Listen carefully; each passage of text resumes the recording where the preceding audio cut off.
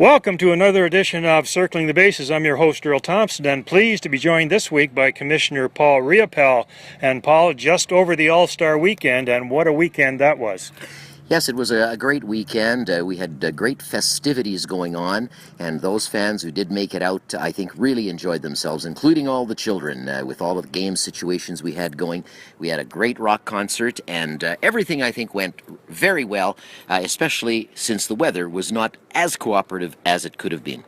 And the game itself wasn't all that exciting. It was, I think, a 12-1 score, but nonetheless, it was a good weekend. All-Star game went very well.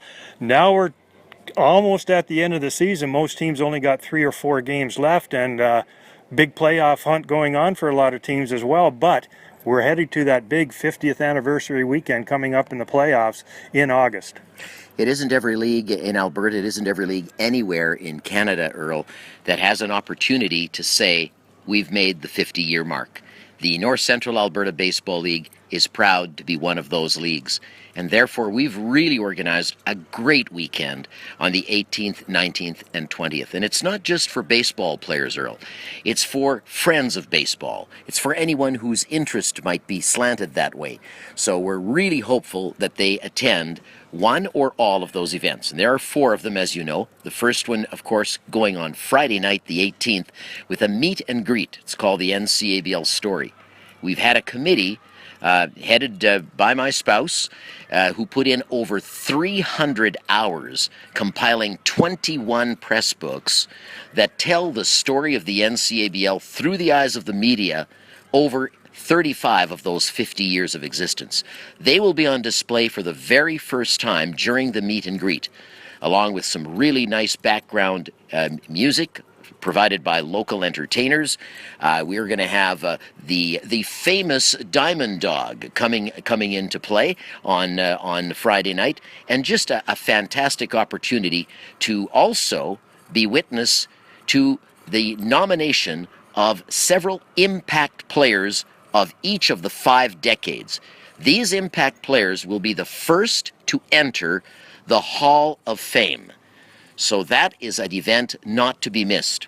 And of course, on Saturday, the golf tournament for anyone interested. They needn't be only alumni. And in the afternoon, salute to our communities.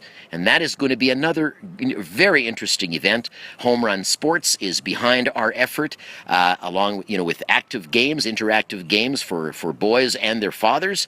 We're going to have local entertainers on our main stage. We're going to have several of our communities putting on free raffles, and we'll have a partial Hall of Fame demonstration for the general public. All this free of charge.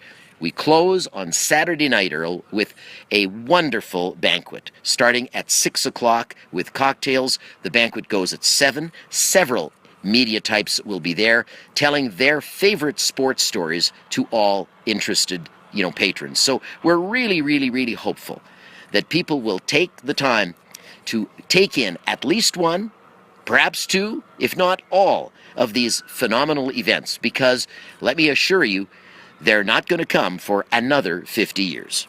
Excellent rundown on what's going to happen on the playoff side. But before we get to that, fans, we do have some baseball left in the NCABL, so keep it here on Circling the Bases. Also, we'll keep you up to date on Twitter at NCABL1 for up-to-date scores and views as they become available. So keep it here. Want to thank our guest Paul Riopel this week for dropping by and giving us some insight on what's going to happen during the playoff run in Westlock in August. And that'll do it for this edition of Circling the Bases. Thanks for joining us, and remember, if you can't play a sport, be one. So long for now.